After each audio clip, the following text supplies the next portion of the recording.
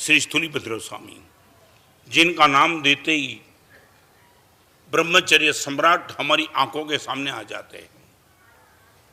हर कुछ ब्रह्मचर्य के खिलाफ जा रहा था। ऐसे एटमॉस्फेयर में आपको जो सामग्री मिली वो ब्रह्मचर्य की दुश्मन थी। आप कोसा वेश्या के वहां चातुर्मास करने के लिए गए, वहां संयोग भी दुश्मन था, वहां खुराक भी गलत था, सामने रही हुई वेश्या, इनके साथ पुराना संबंध था। ब्रह्मचर्य के लिए 3 चीज से बचना। आपको लगता है ऐसे गलत माहौल में भी गुरुदेव मेरी पवित्रता में बनाए रखना चाहता हूं, तो यूनिवर्सल 3 बात, एकांत से बचते रहना, समान वय वाले किसी भी विजातीय के साथ एकांत में नहीं। चाहे आज के माहौल में ये मेरी बात जिन लोगों के पास कुछ नहीं वो मजाक का कारण बन सकती है, मगर मैं नीति वाक्य की भी बात करूंगा।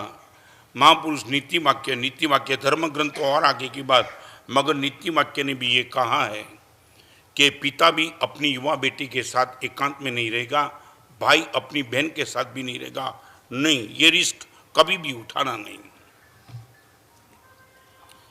एकांत से बचो। नंबर 2, अति परिचय से बचो। आप आपकी पवित्रता को बचाए रखना चाहते हो, नहीं एक्सेस परिचय नहीं, खास तौर पे विजातीय का। जहां समान वय होती है ना, वहां ही अति परिचय में जाने का मन होता है। एकदम गैप वाली वय होती है। 17 साल का लड़का 70 साल की स्त्री के साथ अति परिचय में जाना करीबन नहीं चाहता है।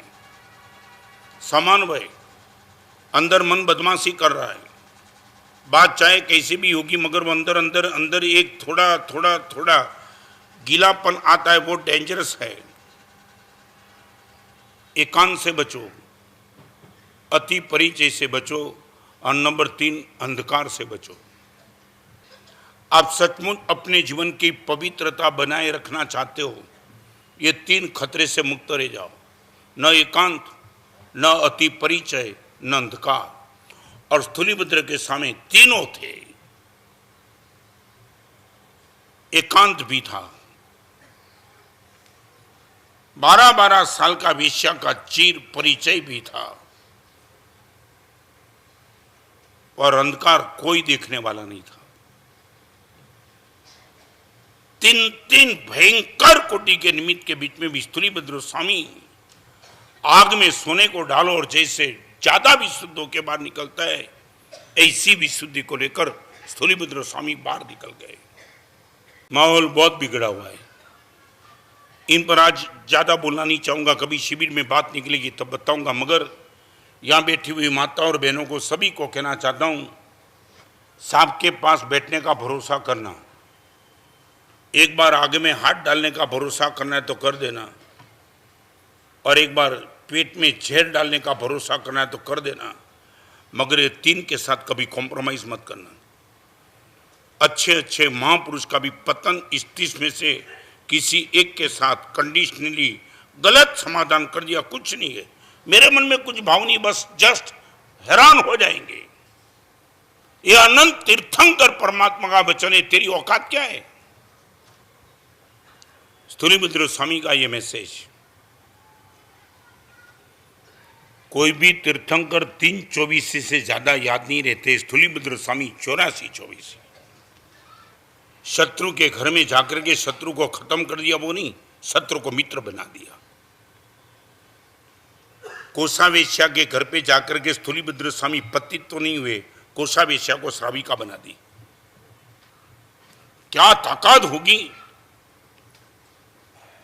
ये जोखिम उठाने के बाद भी जोखिम में से सही सलामत बाहर निकल जाना, वो अकेले स्थूलीभद्र की ताकत थी, बाकी किसी की ताकत नहीं थी। एक बात करूंगा आपको, और यही स्थूलीभद्र के गुरु भाई जिनका नाम था सिंह गुफावासी। सिंह की गुफा के पास खड़े रह करके 4 महीने के उपवास करके आए और गुरु भगवान के पास चारों आए। स्थूलीभद्र स्वामी को और एक बात आपको बताऊं, उपदेश प्रसाद नाम का ग्रंथ ये कहता है, स्थूलीभद्र स्वामी को रजा देने के पहले, गुरुदेव मैं वेश्या के वहां चातुर्मास करने के लिए जाता हूं, आपकी अनुज्ञा हो तो।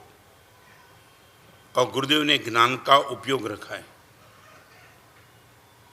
देख लिया ये एकांत अहंकार और अति परिचय की आग में सोना बन के जा रहा है, विशुद्ध बन के आएगा। ज्ञान का उपयोग रखा है कि स्थूलीभद्र को एक विकार स्पर्श नहीं करेगा, तब अनुमति दी है। जिनका स्मरण मन में उत्तेजना पैदा करेगा, उनके दर्शन का मन में भाव होते रहेगा। ये स्टेप समझ लो ब्रह्मचर्य का।